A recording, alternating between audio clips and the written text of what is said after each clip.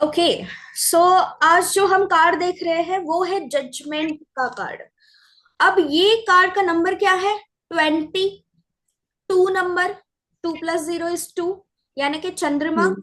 सो जो planet related, चंद्रमा के रिलेटेड हमने जितने भी कीवर्ड सीखे हुए हैं वो सारे के सारे अप्लाई इस कार्ड के लिए हो जाएंगे।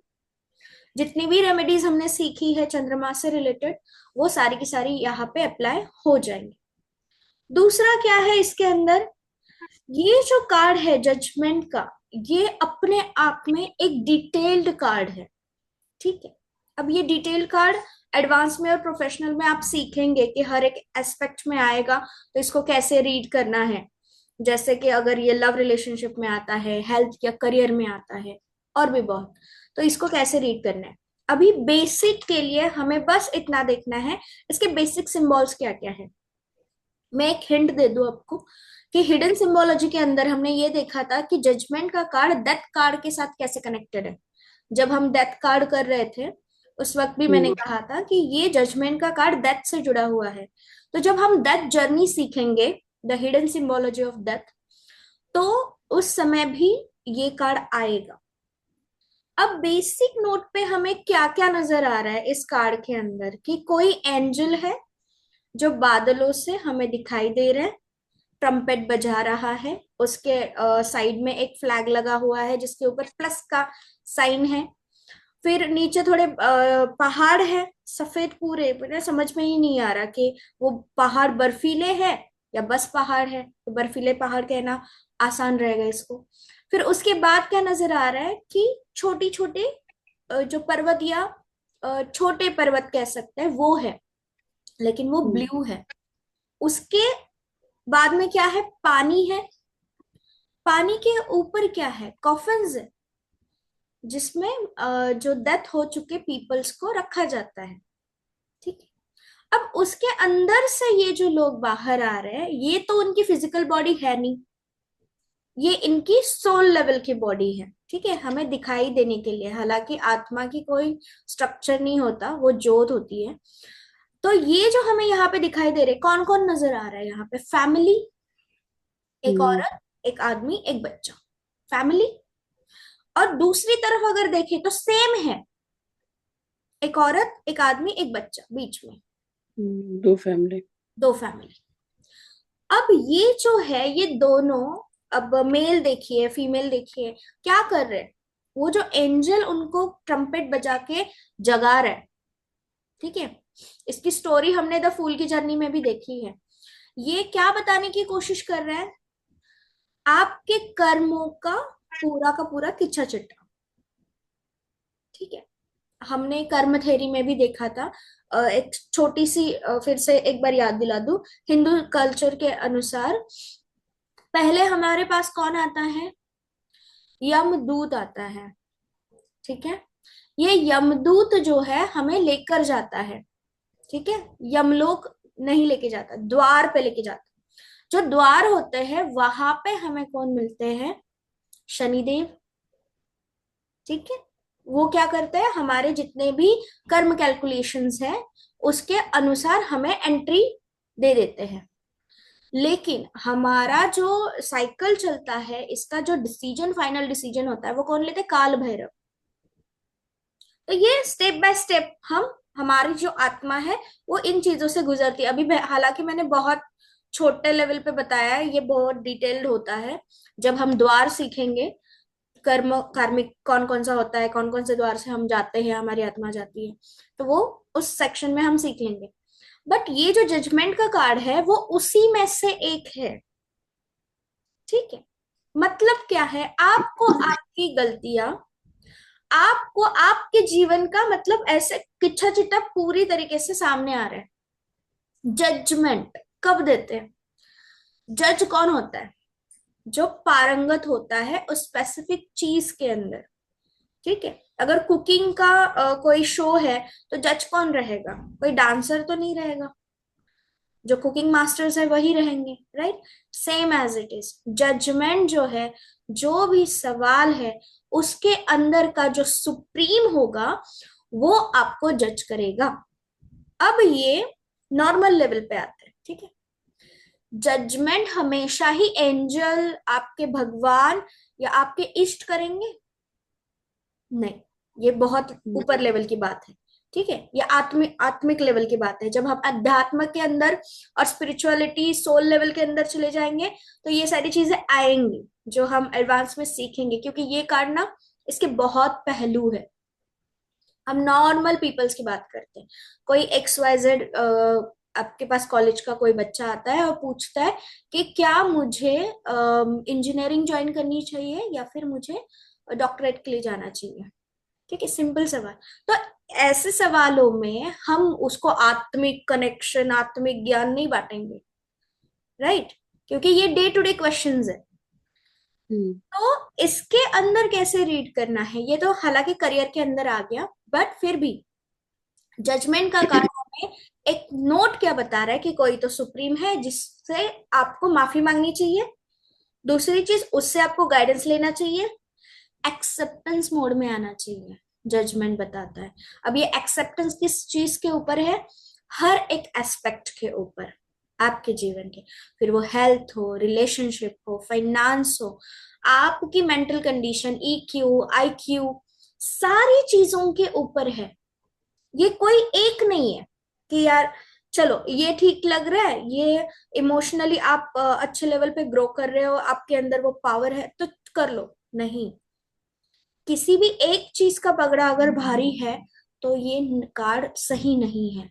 ठीक है, ये कार्ड हमें बताता है इक्वालिटी को, आपके हर एक एस्पेक्ट को आपको इक्वल रखना है, तब जाके आपको आगे के लेवल पे एंट्री मिलेगी। सिंपल, अगर हम थोड़ा सा और इसको सिंप्लीफाई करें तो ये कार्ड हमें क्या बताने की कोशिश कर रहा है कि आप दूसरी कक्षा में तभी जाओगे जब पहली कक्षा में आपको सारे सब्जेक्ट्स में मार्क्स अच्छे होंगे, सारे ग्रेड्स अच्छे होंगे, तभी आप दूसरी हम्म। कक्षा में जा सकते हैं। अगर एक भी सब्जेक्ट में अगर आप फेल हो गए हो तो आप दूसरी नेक्स्ट लेवल की कक्षा में जाने के लिए एप्लीकेबल नहीं हो। ये बहुत हम्म। सिंपल करके मैंने ये कार्ड बताया है। ये कार्ड यही बताता है हमें कि आपके हर एक लेवल पे आपको बैलेंस करके चलना है। ठीक है, अब इसके सिंबोलॉजी के अंदर आते हैं हम, डेप्थ में जानेंगे इस कार्ड का मतलब। बट अभी के लिए ये जो एंजल है, एंजल दो तरीके का है, इसके बाल देखिए आप, फायरी भी है, येलो भी है। ठीक है, रेड भी है, येलो भी है। तो ये किस चीज के बारे में बताता है? मिस्ट्री। कभी कभी ना एक इंसान, ये मैं थोड़ा डेप्थ में जा रही हूँ लेकिन फिर भी समझ लेते हैं। कभी कभी इंसान को एक्सेप्ट ही नहीं करनी है उसकी गलती, मेरी गलती है ही नहीं, मैंने हम्म। सही ही किया।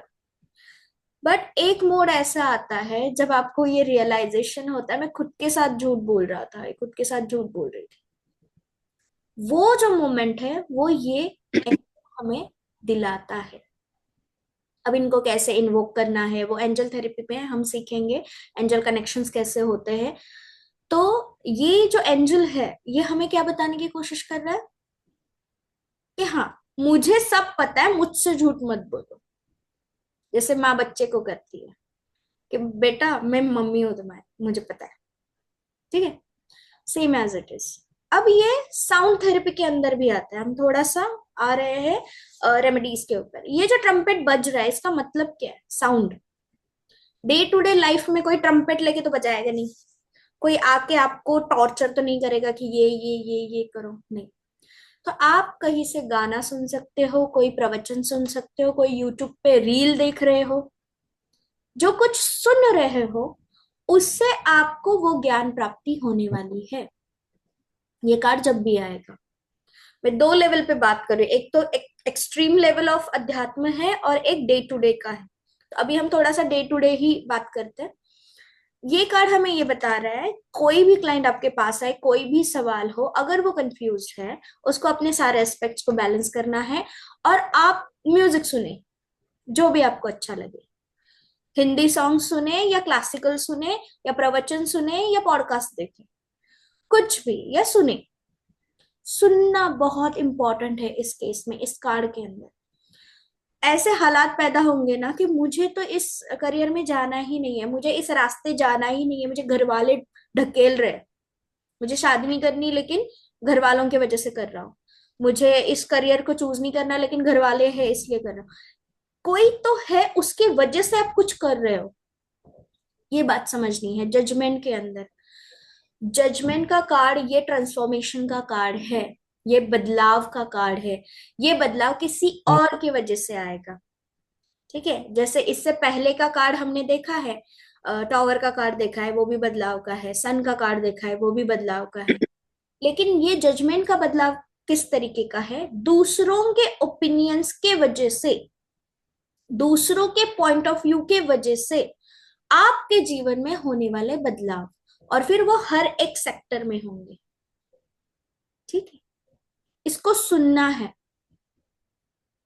मोस्टली आपके हेल्थ के ऊपर बहुत ही ज्यादा ध्यान देना है।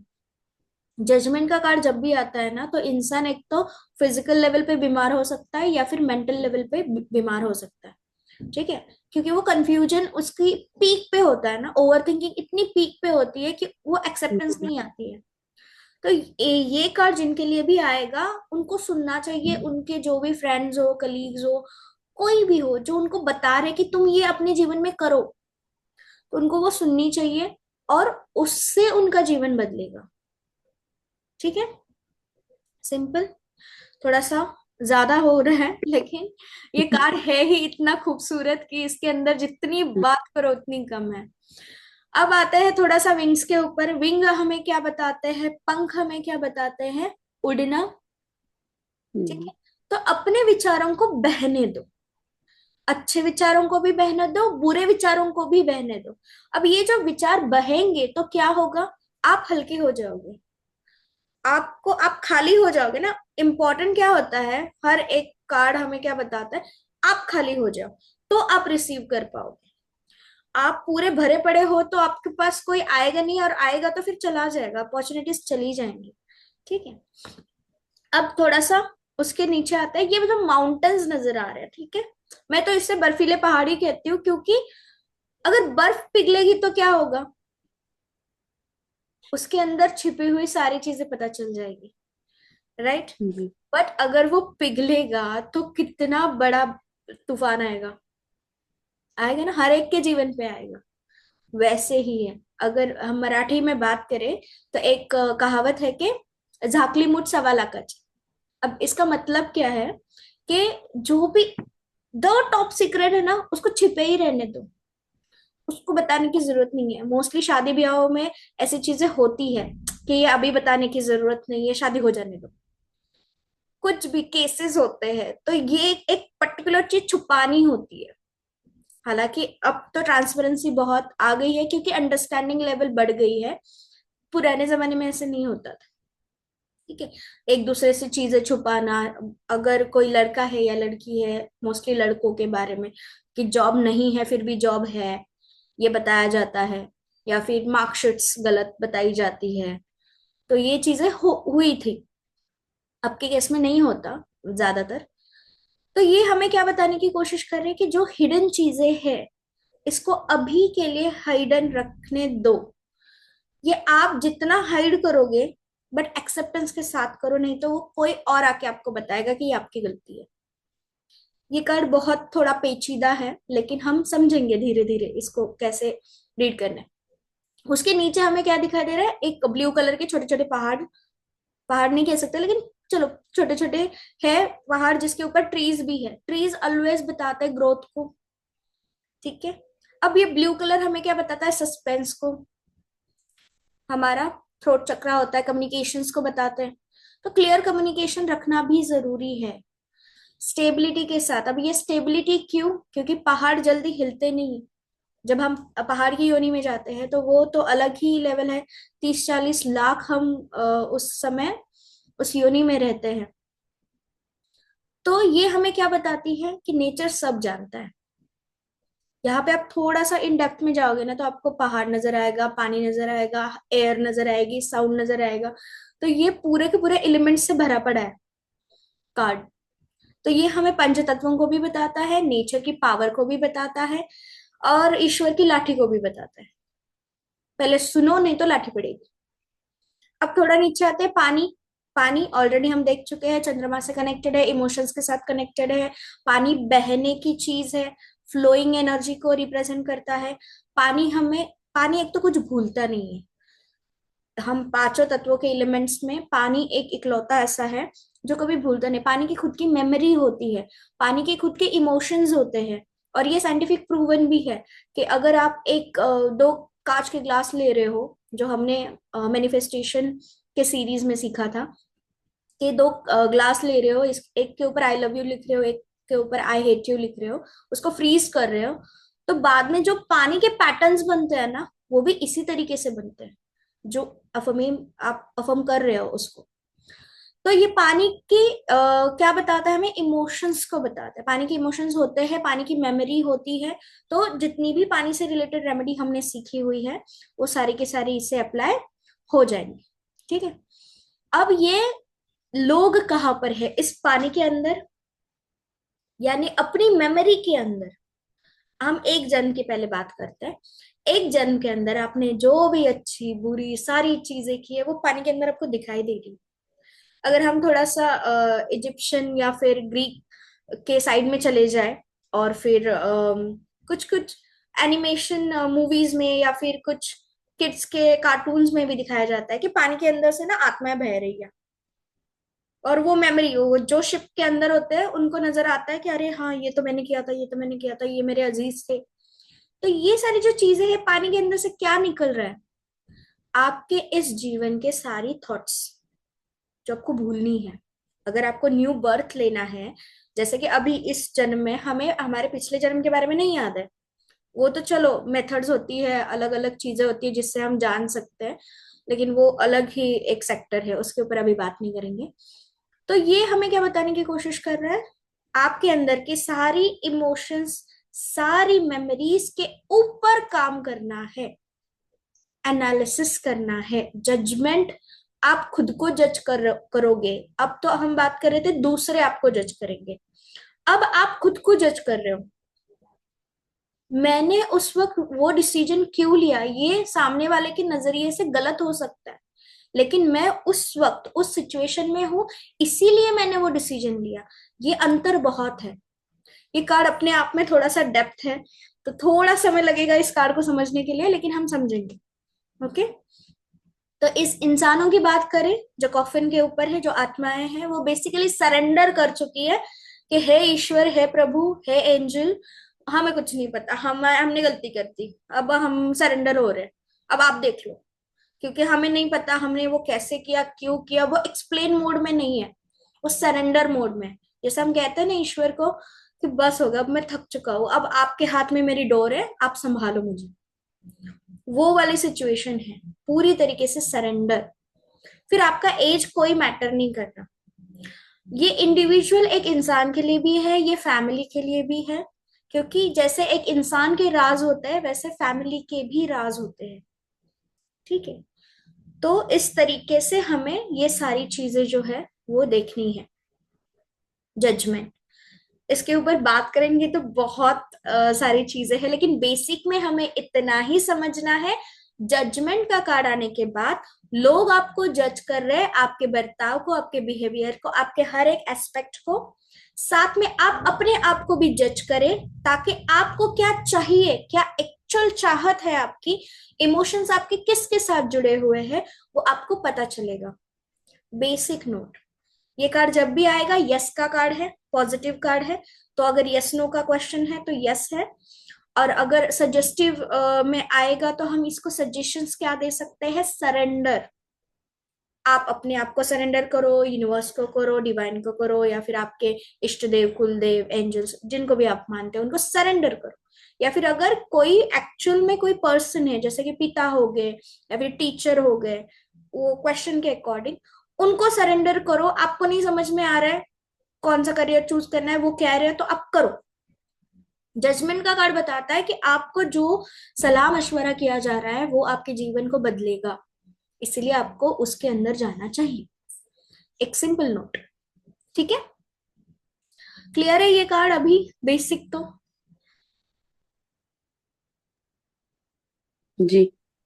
जी। चलिए, तो आपको क्या क्या नजर आ रहा है इसके अंदर?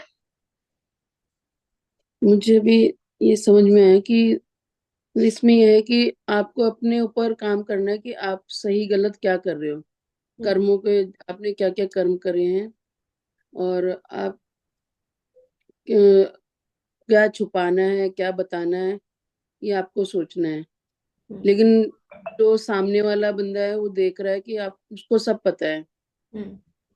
पर आप ये सोच रहे हो कि उसे नहीं पता है, आप छुपा रहे हो चीजें। तो वो नहीं है। जिससे भगवान को हर चीज पता है, तो वो हमारे कर्मों के हिसाब से ही फल देगा। बिल्कुल। तो हमने जो भी तैयारी करी है हमें उसके हिसाब से फल मिलेगा। चाहे हमने, अगर हम काम करने भी जा रहे हैं तो हमने जिस चीज में तैयारी करी है तो उसके अकॉर्डिंग हमने जॉब पे जाना है या कोई भी जॉब चूज करनी है, तो उसके अकॉर्डिंग ही मिलेगी हमको। तो उसमें वर्क करना है हमको। हम्म।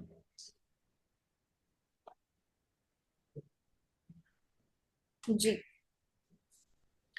और सही जो है। चीजें छुपी हैं दुनिया के आगे, मतलब भगवान को तो पता है, हम्म। लेकिन आप दुनिया से जो चीज छुपा सकते हो तो जिससे आपको आगे तकलीफ ना हो, तो हम्म। वो छुपी रहे तो ज्यादा सही रहेगा। हम्म। समय आने पर पता चलनी चाहिए। गुड। बिल्कुल सही। सो इसके ऊपर मैं एक आपको और चीज कहूंगी कि जजमेंट के कार्ड को मेडिटेट करते हुए जितनी भी पॉसिबिलिटीज आपके दिलो दिमाग में आ रही है, वो सारी की सारी आप तो एक तो पेपर नोट डाउन कर सकते हो, या फिर आपके एटलीस्ट मेमोरी में रखिए कि मैं जब कार्ड को समझने की कोशिश कर रही थी, हील करने की कोशिश कर रही थी, जो हमने ऑलरेडी सीखा है, 9 प्लैनेट से कैसे हम चार्ज कर सकते हैं, 7 चक्रा से कैसे चार्ज कर सकते हैं, एलिमेंट से कैसे चार्ज कर सकते हैं। तो ये जो हर एक प्रोसेस से जब आप जाओगे गुजरोगे, तो आपको अलग अलग इंट्यूशंस आएंगे। जैसे हम्म। अगर आप प्लैनेट चार्ज कर रहे हो तो चंद्रमा से रिलेटेड, इमोशन से रिलेटेड आपको अलग नजरिया मिलेगा इस कार्ड का। तो वो हम्म। सब कुछ रखना है, क्योंकि कुछ कुछ टैरो कार्ड्स के साथ, टैरो कार्ड रीडर्स के साथ क्या होता है ना, अरे ऐसे थोड़ी हो सकता है, वो अपने आप से जजमेंट देना शुरू कर देते हैं। ये कार्ड जब भी हम्म। हम मेडिटेट करते हैं तो होता है ये, मोस्ट प्रोबेबली ऐसे तो हो ही नहीं सकता। तो वो एज टैरो कार्ड रीडर हमें नहीं करना, हमें एक्सेप्टेंस मोड में आना है कि जो भी इंटुएशंस हमें आ रही है, हम ये कार्ड को चार्ज कर रहे हैं, एक्टिव कर रहे हैं, मेडिटेट कर रहे हैं, तो जो भी इंटुएशंस आएंगी ना कहीं आपको कनेक्ट करवाएगी। ठीक है। हम्म। क्योंकि ये अपने मैम, आप में बहुत डेप्थ का है। बार बार नहीं है। जी। मैम, आप सलाह मशवरा करके कुछ काम करना है तो पहले सलाह लें, दूसरों की बात सुन के हाँ। तब उस पे काम करें। बिल्कुल बिल्कुल बिल्कुल। बिल्कुल सही मैम। तो यस, तो अभी हम नेक्स्ट कार्ड देखें।